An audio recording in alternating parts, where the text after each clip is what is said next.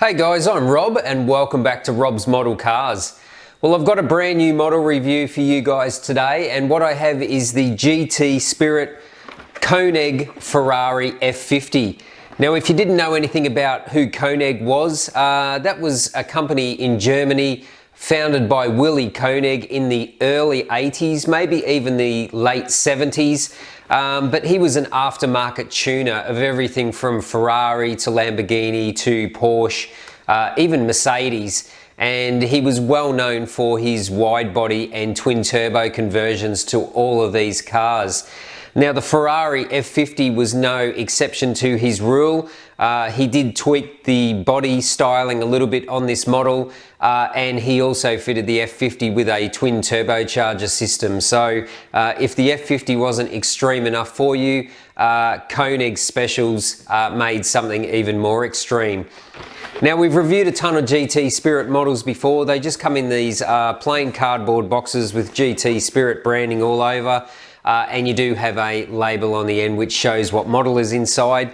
Now, this is the yellow version, which is the Asian exclusive, and I pre-ordered this through Car Lover Diecast in China. So big thanks to Car Lover Diecast for the discount on this model, and let's get into the review. So if we open the box up, like all GT Spirit models, they come in a foam shell inside to protect the model during shipping. You do get a certificate of quality control to make sure that someone has checked the model. And if we lift the lid off, this is the model inside. Now, the model is screwed into the base from underneath, so it stops it moving around and having mirrors broken off. But this actually looks quite good. I don't have a Ferrari F50 in yellow, so I thought I would add this one to the collection, and I'm a bit of a fan of the KOENIG special models as well. Being a kid of the 80s, I was buying Road and Track magazine back then, and these were on the cover of a lot of those magazines. So I'll get this unscrewed, we'll put it on the turntable, and we'll have a closer look at this brand new model from GT Spirit. Okay, so here we have the brand new GT Spirit KOENIG Ferrari F50. Now, overall, I think they've done a really good job on this model for the price point. This is a lower end resin model. It is sealed, there are no opening parts on the model, but I think, as I say, overall they've done a pretty good job. Now, one thing I've commented on in the last year is the paint quality on these GT Spirit models. The paint finish is really, really good, super glossy, nice consistency of colour, and I don't see any defects on this model at all as far as the paint finish. And it does look stunning in this yellow colour, which I assume is Giallo Moderna. Now, let's start with the details, what makes this a KOENIG special. So there's not a lot of changes to the bodywork of this Ferrari F50. The main one is the addition of this front splitter in black underneath the standard bumper bar. The rear wing actually has the center part of the blade as a movable piece, not on this model but the real car, so this was adjustable, this center blade. And also on the rear of the model there was two extra scoops, these big knacker duck style scoops on the back here, which fed the intercoolers or the turbos on that model. But that's really all the bodywork changes on this Ferrari F50. So just the addition of these BBS style gold racing wheels, and that was basically it as far as the exterior of the KOENIG Special Ferrari F50. So as I say, really good quality paint. We're off to a great start. So let's have a look at the details. It does have photo etch mesh in the front opening, and there is also some mesh down in these scoops here. There is some real mesh in the side vents as well, and the large section of mesh here in the rear is also open mesh as well. Now, it does have a black plastic panel that sits in a little bit behind that, but this is open photo etch mesh for anyone that is concerned about a sealed rear of this model. Now there is some more mesh in these side scoops here, but they are just closed mesh. But that does not detract from there. It still looks pretty good.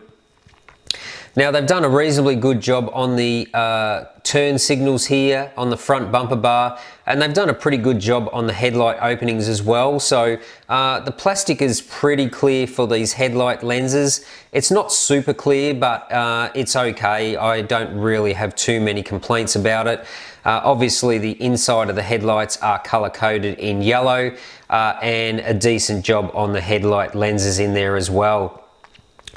Now there's no carbon fibre on this model, just the front splitter is in satin black. They have done a reasonably nice job on the little turn signals here on the side in orange resin. And obviously there are no Ferrari badges on this KOENIG Specials. He did usually run a badge that looked like Ferrari, which had KS written on it for KOENIG Specials. That was usually on the nose here, but this particular GT Spirit model has no emblems or badging on it at all. So that's something that you could add yourself. If you don't have a F50 in the collection, maybe you could pick one of these up, because this is probably one of the cheaper F50 Ferrari models you can get on the market today, and you could add those Ferrari emblems on the side. Alright, the windscreen wiper on the front of this model, it's just plastic, but it's okay. It's quite delicately formed. It doesn't look too chunky, so that's alright. The plastics again in the windows of the GT Spirit models need a bit of improvement. They're not super clear like the high-end resin models. In certain light you can see a little bit of cloudiness, and they sort of look like they're not clean, but it's just the type of plastic that they use for the windows. So that's an area that I feel GT Spirit could still improve upon, is the window material. The rear engine cover, that's thicker clear plastic. It's a bit clearer than the front windows, to be honest, so maybe they need to change the material for the front and side windows. Now the mirrors, they've done a pretty good job on those. Again, super clear reflective material used behind the mirrors. You do have the black body line which runs all the way through, standard for all these older Ferrari models. The actual rear wing here, this is actually molded in a couple of parts which you can't see from the side view here, but you can see on the inside. So this is actually one big separate piece which is glued on after the model is painted, which is a good idea because it would be very hard to get all the paint on these surfaces underneath here if this was all molded in one piece. So that's actually been cast as a separate piece, which is pretty good. Now, as I said, the back of the model does have real photo etch mesh in there. They've done a pretty decent job on the tail lights as well, and you've also got the chrome exhaust outlets on the side too. So overall, pretty good. You've also got the KOENIG number plate on the back of the model as well.